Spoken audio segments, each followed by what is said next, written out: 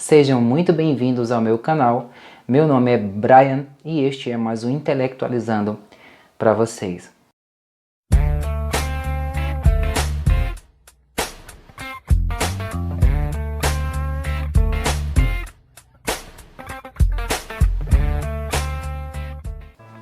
Pessoal, nesses últimos dias a minha mente bugou com as informações que nós podemos coletar no dia a dia do cotidiano do Brasil.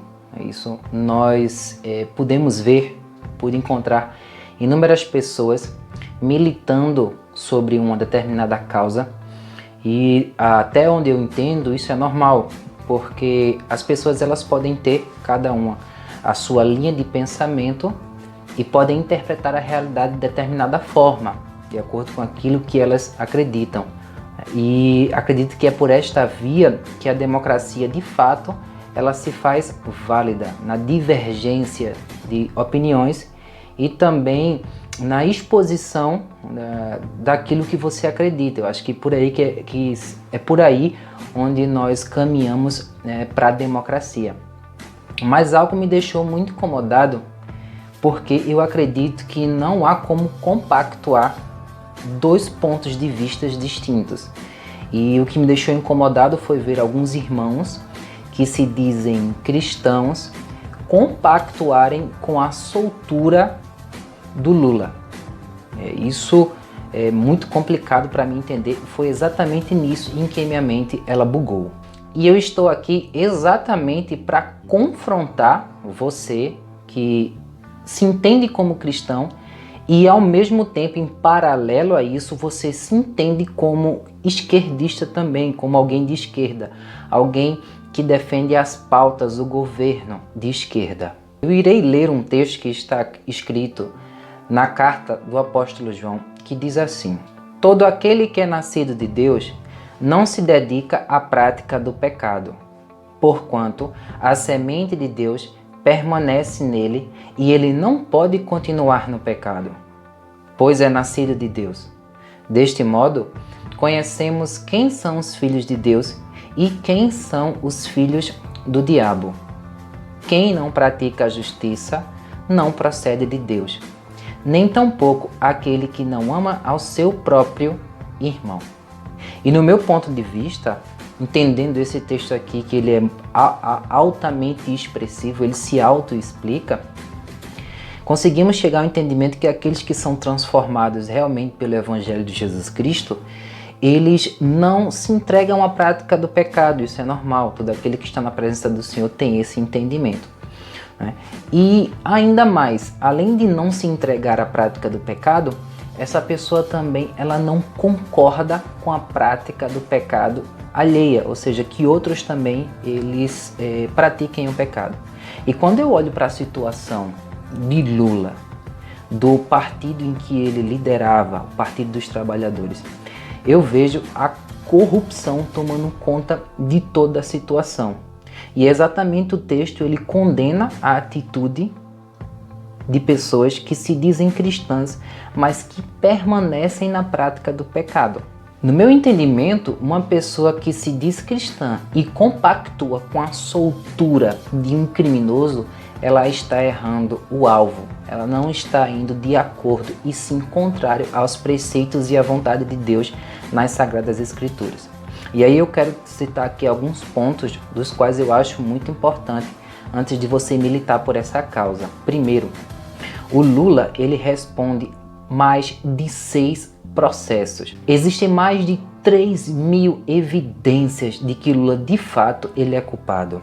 Os planos, esse aqui eu vou ler que é para mim não errar. Os planos de governo do Partido dos Trabalhadores, entre outras causas, eles enfatizam privação da liberdade de expressão. Escute só isso. Privação da liberdade de expressão. Incentivo e promoção de ideologia de gênero nas escolas para as crianças.